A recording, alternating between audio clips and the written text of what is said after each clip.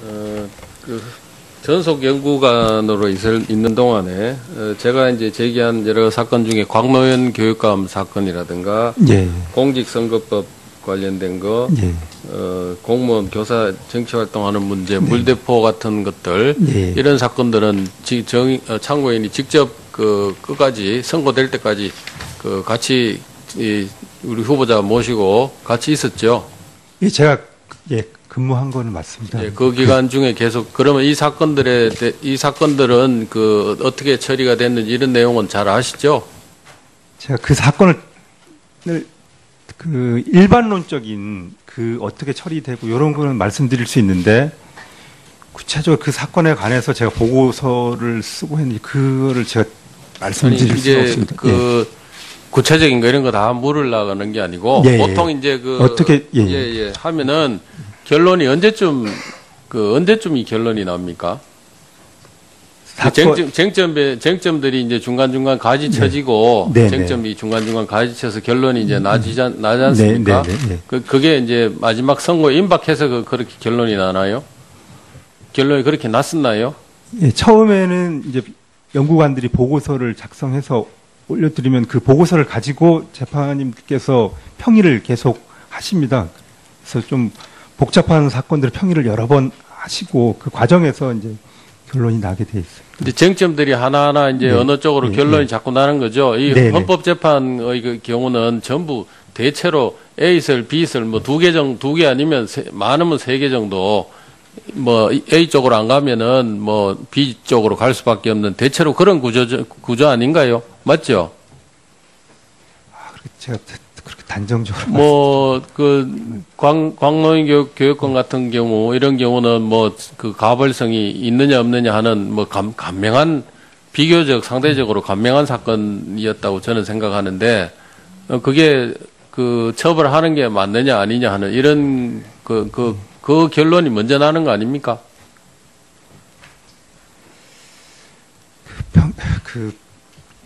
평의하신 그 내용 자체를 제가 그 부분은 제가 얘기하기가 곤란하다는 말씀인가요? 예. 광노현 교육감하고 우리 후보자께서 같은 서울대 7위학번 친구라고 그러던데 혹시 재판에 하기가 곤란하다 이런 내용으로 검토 보고서를 한다든가 검토하신 적은 있습니까? 제가 그렇게 제가 검토한 적은 없습니다. 검토한 적이 없습니까? 예. 제가 그 사건에 대해서 제가 직접 담당했는지 이런 걸 말씀드리기가 제가 좀 시기상으로 보면 전속 연구관이고 한데 왜 얘기하는 게 왜 곤란하다고 그러죠? 그 사건에 주임 연구관으로서 보조를 했다 이 얘기는 해도 무방할 것 같은데. 근데 저희 연구관들이 내부에서 어떤 사건을 담당했고 이런 부분은 비공개로 하고 있습니다. 비공개로 하기 때문에 말씀하기 곤란하다 이런 말씀입니다. 예, 알겠습니다. 우리 후보자께 아까 제가 자제분 재산 관련되는 거를 이제 물었는데요. 제가 이제 인사혁신처 공직자윤리위원회에다가 질의를 해봤습니다.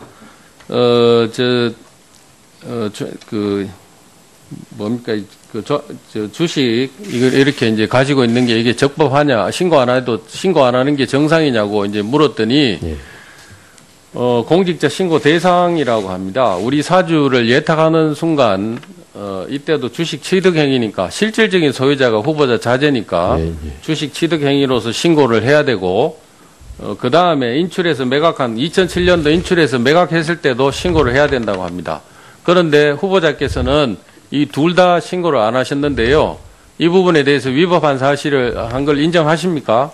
글쎄, 저도 확인을 해보니까 이게 신고해야 되는 거라고 1,000만 원인가 넘으면 그렇게 확인이 됐습니다. 이제 확인됐습니까? 그런데 후보자께서 2012년도 인사검증 때도 이 문제에 대해서 한번 검토를 하셨을 텐데 또 금년도에 또 이제 이런 얘기가 나오는데도 후보자께서는 별 문제가 없다고 이렇게 답변을 해 오셨지 않습니까?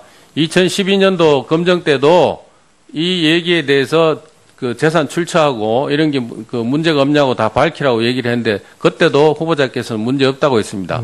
왜 제가 이걸 문제를 삼느냐 하면은 이 주식 인출한 것은 2007년도 10월 말입니다. 그런데 등기된 건 10월 초입니다. 그러면은 등기를 하려면은 다른 돈을 마련을 해서 먼저 그 돈을 변제를 해야 됩니다. 그렇죠? 그렇습니까? 좀 융통을 했을 겁니다, 아마. 예. 예, 그래서 주식을 인출해서 이 돈을 어떻게 처리를 했는지 저는 이게 또 궁금합니다. 왜 궁금하냐면은 이 부분은 다른 돈을 갚는 데 썼으면은 그 4천만 원, 약 한 4천, 5천 정도 되는 돈은 또 다른 은닉재산이라든가 뭐 문제가 있을 수 있다는 의미거든요. 그렇죠? 글쎄요, 저는 뭐 은닉을 한 일은 전혀 없습니다. 예. 아니, 이 돈은 숨겨둔 재산 아니겠습니까? 그런데 지금까지 설명은 이걸로 뭐 다 했다고 처리했다고 하시지만 이 돈 말고 다른 돈으로 지금 현재 자제분의 그 부동산 그 분양 대금을 다 완납을 했지 않습니까? 5천만 원 정도를 다른 돈으로 지금 했거든요. 융통하고 이 돈으로 메꿨을 겁니다. 예. 그래서 그 내용을 한번 확인 한번 해볼 수 있도록 예. 이 주식 찾은 돈이 어느 계좌로 어디로 흘러갔는지 자료를 한번 더 제출해 주실 것을 요청합니다. 하여튼 공직자로서 공직윤리위원회에 신고를 안 해서 위법 행위를 한 건 저희들이 받아들여도 되겠습니까? 저도 이번에 이걸 확인하려고 그 행자부에 확인하니까 이거는 신고 대상이라고 이렇게 해서 저도 이제 확인이 됐습니다. 예. 아까까지 아무 문제 없다고 저한테 그렇게 말씀하시고 하셨지 않습니까? 아니, 저도 이 내용에 대해서 행자부 담당 공무원한테 조금 전에 확인하고 하니까 후보자한테도 이 내용을 보낸다고 하던데 후보자 아니 그래서 확인이 된 겁니다. 그래서 야 이거는 내가 잘못했구나 이렇게 생각을 합니다. 예. 지난번에 그 동지법 관련돼서도 후보자께서 계속 잘못한 게 없다고 이제 계속 말씀을 하셨는데 그 부분도 지금 그 위법 행위라고 하는 건 인정하시죠? 위탁 경영을 한 거에 대해서 결과적으로 법을 어긴 거에 대해서는 인정하시죠? 예, 그렇게 제가 지난번에 그 말씀드린 것 같습니다. 그다음에 그 후보자 자제분하고 관련해서 그 검언 정려세 내야 되는 부분이 지금 있는 걸로 저는 생각을 하는데 3천만 원 이상 후보자께서 도와주신 걸로 생각하는데 이 정려세 뭐 자제분이든지 후보자든지 포탈한 그 부분도 인정하십니까? 어느 부분을 말씀하시는지 잘 모르겠습니다만. 자제분 그 아파트 분양 대금을 다 낸 것 중에 자제분 급여로만은 다 낼 수 없는 게 지금 여러 군데 2006년도 하고 9년도 이제 있는 게 지금 나타났지 않습니까? 그 부분 제가 말씀드리겠습니다. 이게 재산 신고.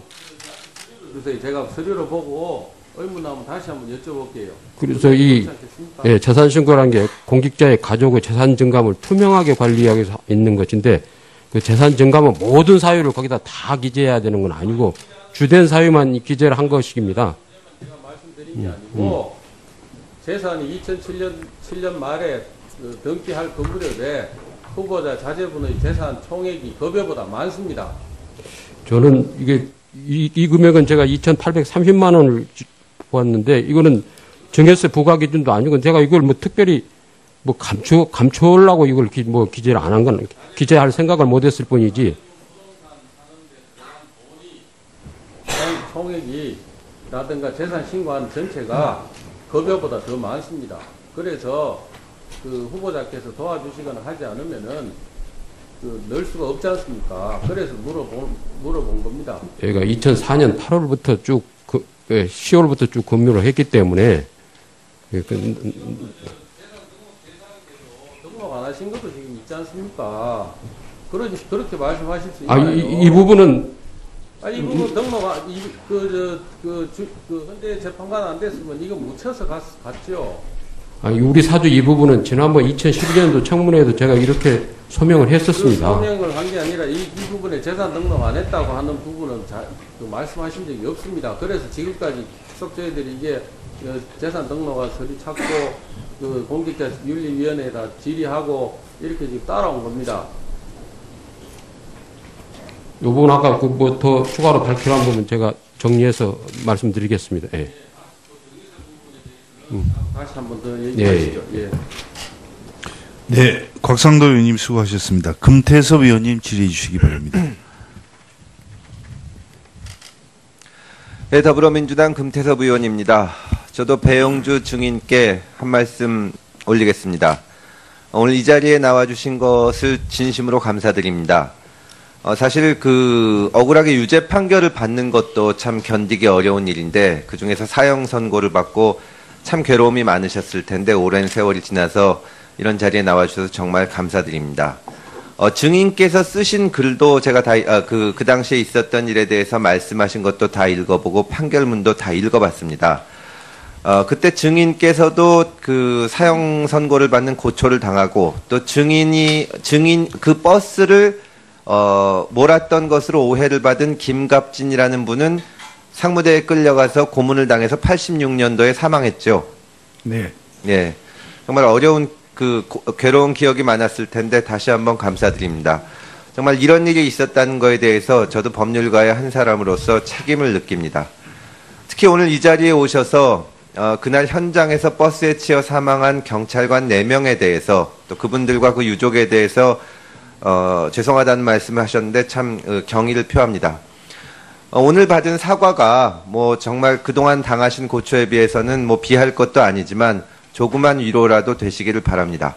제가 아까 보고 있었더니 저 청문회장에 오셔서 저희 후보자로부터 사과를 받으신 것 같던데 어떤 얘기를 들으셨습니까?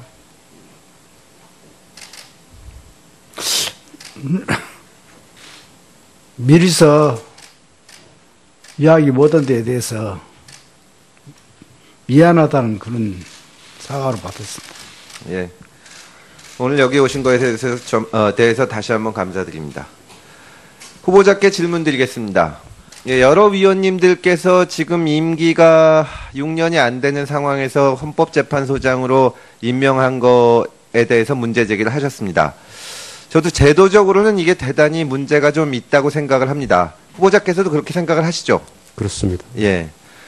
이 문제가 처음 이제 아주 크게 문제가 됐던 것이 전효숙 소장이 전효숙 재판관이 소장으로 지명됐을 때죠. 그렇습니다. 그때 국회의원이시던 조순영 의원께서 지적을 하셨는데 헌법에 의하면은 헌법 규정에 의하면 재판관 중에서 지명을 하게 돼 있는데 재판관을 사퇴하게 한 다음에 소장으로 지명을 했기 때문에 이것이 위헌이다 이런 주장을 하신 거죠. 네, 그렇습니다. 예.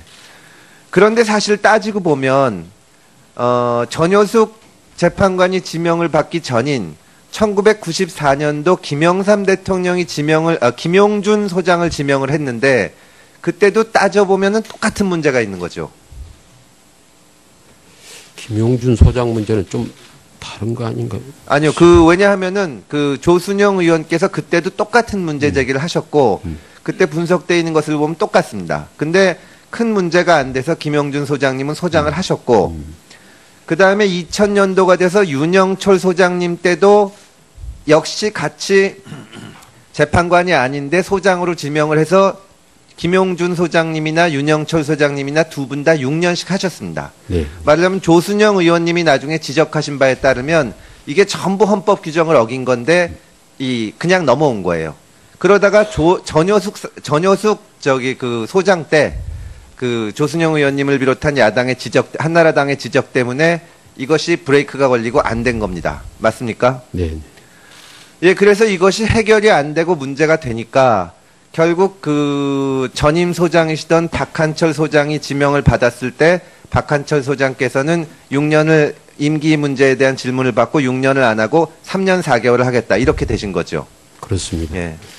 그래서 이 문제에 대해서 해결을 하기 위해서 19대 20대 계속 입법이 있었습니다. 근데 사실 제가 자료를 찾아보니까 이것이 입법으로 해결되는 문제인지 아니면 헌법 개헌이 되어야만 해결되는지 논란이 있습니다. 맞습니까?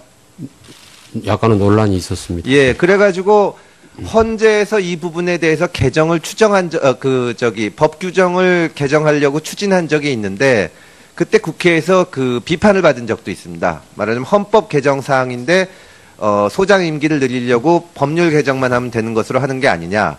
제가 봐서는 이 부분은 현재로서는 해결하기가 쉬운 일은 아니라고 보입니다. 다만 이제 19대, 20대 때 법안이 계속 제출이 돼 있고 지금 이 상황에서도 여러 의원님들이 저를 비롯해서 또 후보자께서도 인정하는 것처럼 이 부분이 문제가 있다는 것은 모든 사람이 공감을 하는 거니까 만약에 소장으로 이번에 임명이 되시면 이 부분에 대해서도 검토를 해서 좀 제도 개선책을 만들어 주시기를 부탁드립니다. 이 부분은 확실하게 저희들이 헌법 문제까지 다 검토를 해가지고 예. 국회에 이 개정 건의를 좀 하겠습니다. 예. 예. 그래서 이것이 그 시스템적으로 해결이 돼야지 이것이 해결이 안 되면 계속 다음번 소장 후보자도 같은 문제고 그러니까 재판관 중에서 지명하면은 남은 임기만 하게 되고 재판관이 아닌 사람을 지명하게 되면 재판관으로 지명해서 또 해야 되는 문제가 있기 때문에 쉽게 해결할 수 있는 문제는 아니라고 보입니다. 제가 개인적으로 생각하기에는 이건 후보자에게 책임을 물을 사안은 아니지 않나 그런 생각이 드는데 어쨌거나 이 부분에 대해서 제도 개선책을 한번 헌재에서도 마련해 주시기 바랍니다. 박대규 참고인께 질문을 좀 드리겠습니다. 뭐 어차피 구체적인 내용에 대해서 제가 말씀을 드리기는 어려운데요. 예.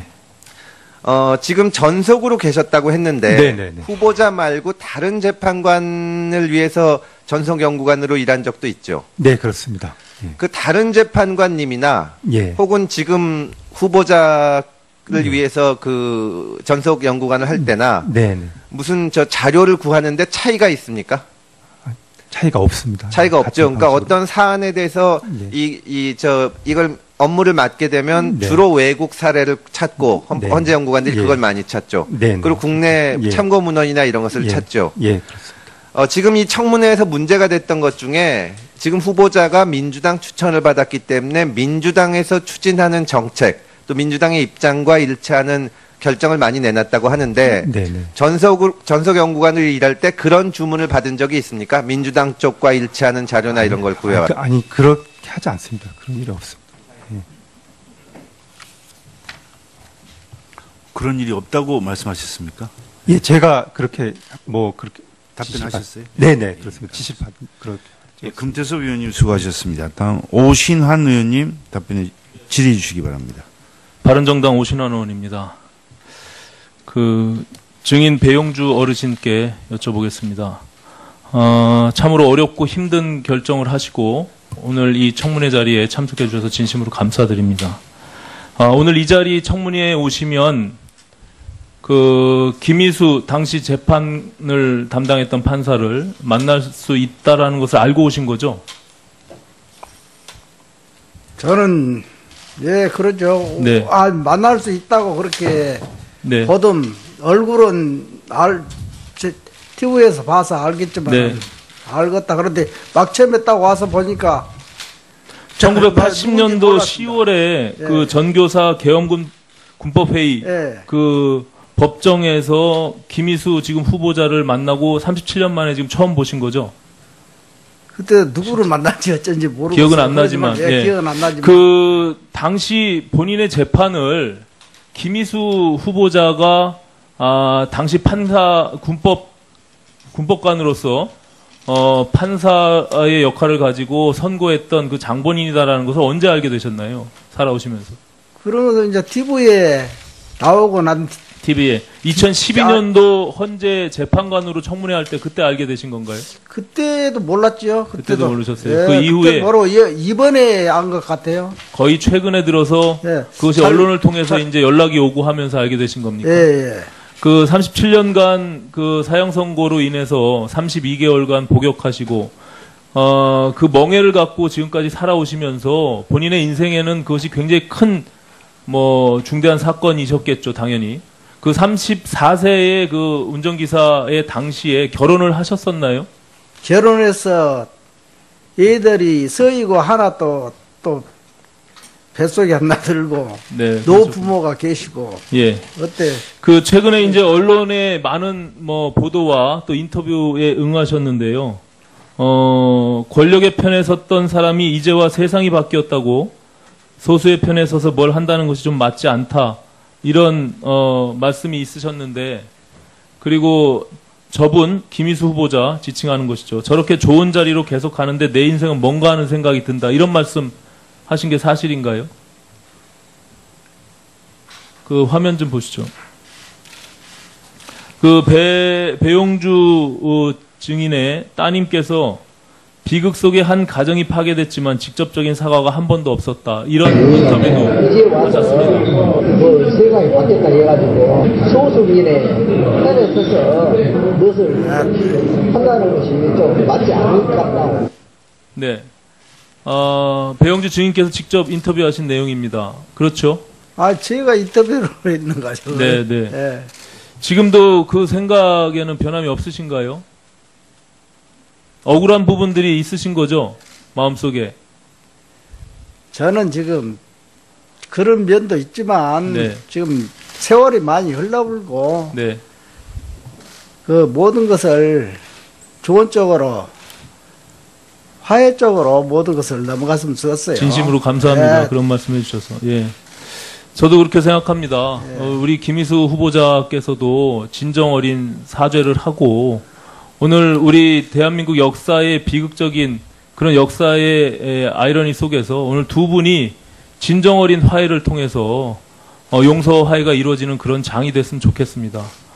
그렇기 때문에 제가 앞서 어제 질의에서도 김희수 후보자께 진심 어린 사죄를 요구한 바가 있었고 거기에 앞뒤 다른 어떤 부연 설명 없이 진정 어린 사죄를 오늘 두 분이 만나면 하길 바랬고 또 오늘 정말로 감사하고 다행스럽게도 배용주 증인께서 그런 부분들에 대해서 마음을 열고 받아주셔서 진심으로 감사드립니다.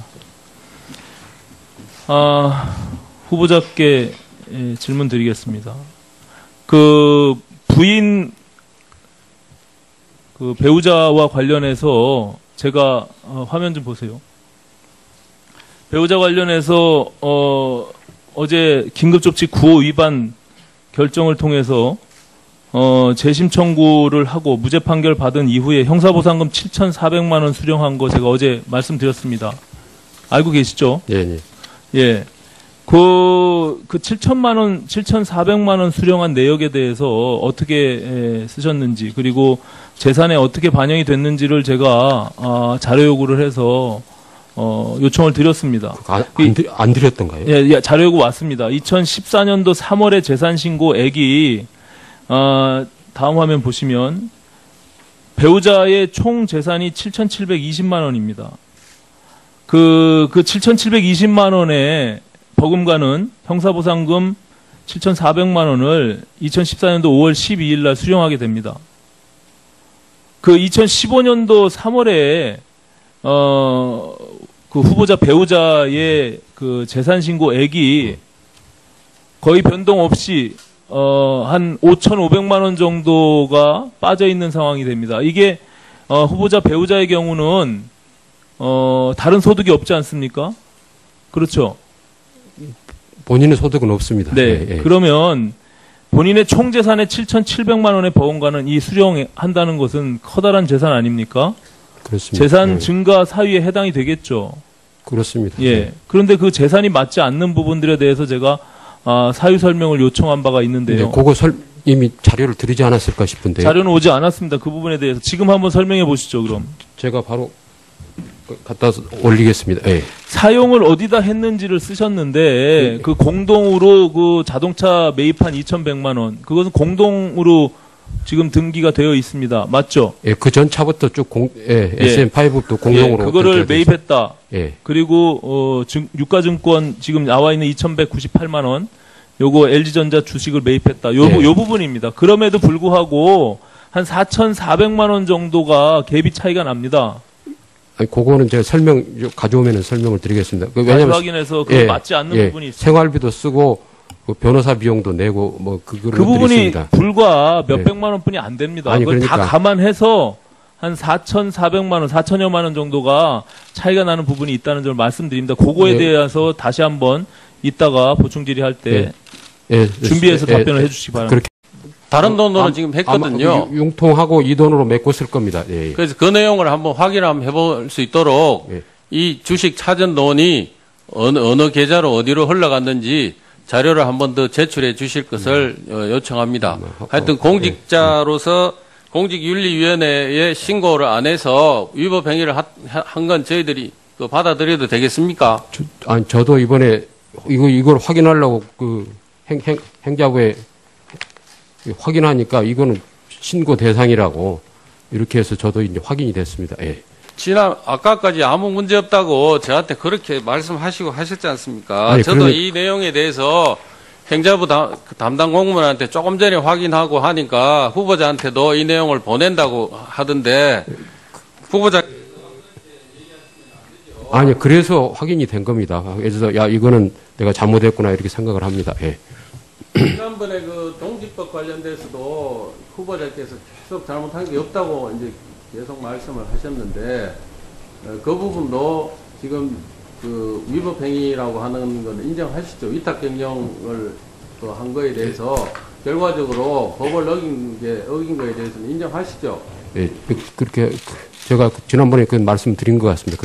그다음에 그 후보자 자제분하고 관련해서 그 검언이 정년세 내야 되는 부분 그 과정에서 이제 결론이 나게 돼 있어요. 이제 쟁점들이 하나하나 이제 어느 쪽으로 결론이 자꾸 나는 거죠. 이 헌법재판의 그 경우는 전부 대체로 A설, B설 뭐 두 개 아니면 많으면 3개 정도 뭐 A 쪽으로 안 가면은 뭐 B 쪽으로 갈 수밖에 없는 대체로 그런 구조 아닌가요? 맞죠?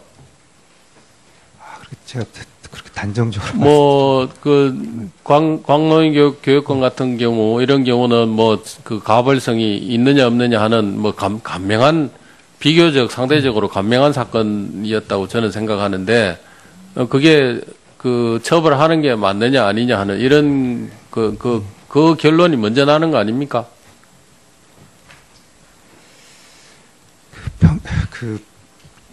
평의하신 그 내용 자체를 제가 그 부분은 제가 얘기하기가 곤란하다는 말씀인가요? 예.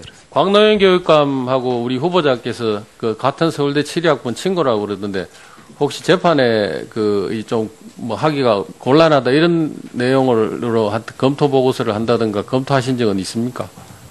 제가 그렇게 제가 검토한 적은 없습니다. 검토한 적이 없습니까? 예. 제가 그 사건에 대해서 제가 직접 담당했는지 아는 이런 걸 말씀드리기가 제가 좀 시기상으로 보면 전속 연구관이고 한데 그 왜 얘기하는 게 왜 곤란하다고 그러죠? 그 사건에 뭐 주임 연구관으로서 보조를 했다 이 얘기는 해도 무방할 것 같은데. 근데 저희 연구관들이 내부에서 어떤 사건을 담당했고 이런 부분은 그 비공개로 하고 있습니다.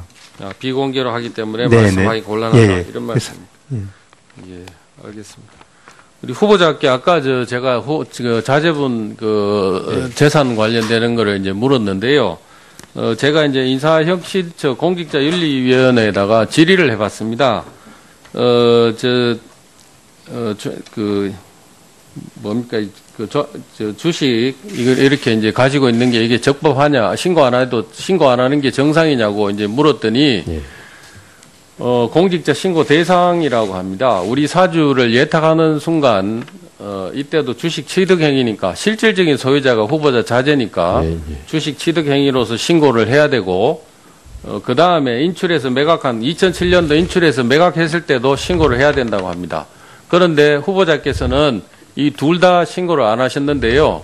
이 부분에 대해서 위법한 사실을 한 걸 인정하십니까? 글쎄, 저도 확인을 해보니까 이게 신고해야 되는 거라고 1,000만 원인가 넘으면 그렇게 확인이 됐습니다. 이제 확인됐습니까? 그런데 후보자께서 2012년도 인사검증 때도 이 문제에 대해서 한번 검토를 하셨을 텐데,